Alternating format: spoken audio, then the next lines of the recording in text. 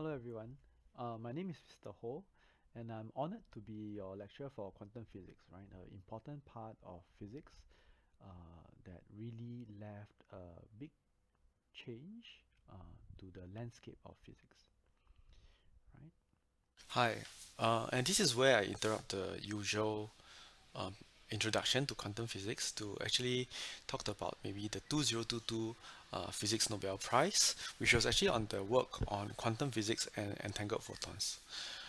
Personally, when I was doing research at NUS, uh, this was actually what I worked on. When I was younger, I used it to flex because quantum physics, right, entangled photons, is something that actually Einstein didn't believe, right? He wrote a paper called the EPR uh, paper, right? Eisen, Podolsky, Rosen paper that didn't believe in the issue of entangled photons. They didn't believe that it can work, and they believed that there's some hidden local variable.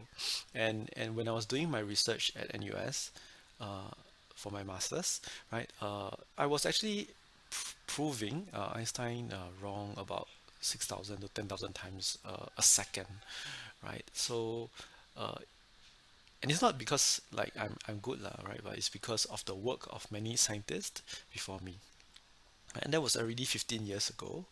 Uh, and and finally in 2022, right, this amazing piece of work done by these three scientists, Alan Asper, John F. Clauser, and Anton Zeilinger, right, has finally won the 2022 Physics Nobel Prize on their work on uh, entangled photons. And I think this is a very important discovery, right, for the field. And naturally, I would like to take some time to have you look more about it, right?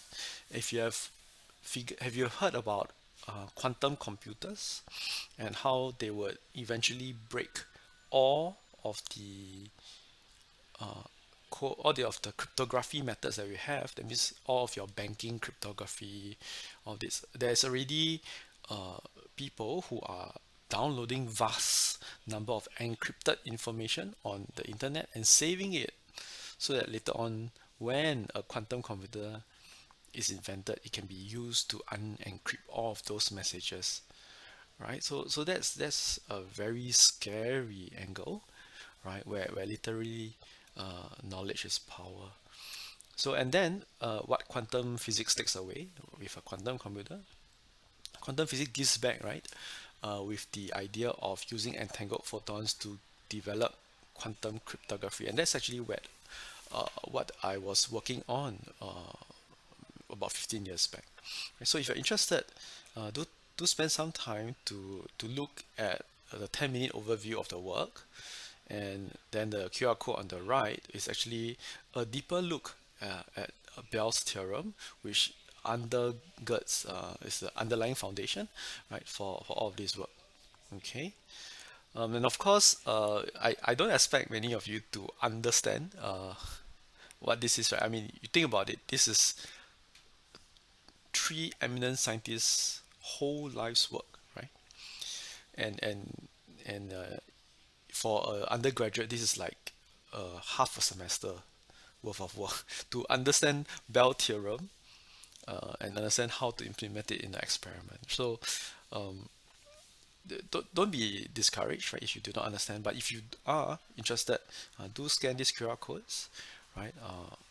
And I hope you can understand and discover the beauty of physics that already in this case actually the weirdness of physics uh, at a quantum level. Okay, and actually recently there was actually a development. I'm not sure if many of you saw it. All right, please check this email by Mr. Chan. Right, there are actually two very interesting talks. Right, if you look here, you can see that there's a talk by Arthur Eckert on quantum physics and probability, which is on the Bell theorem itself, right? So if you find that the 10-minute or the 20-minute talk on Bell theorem was you didn't really understand it, you might want to invest maybe afternoon, right?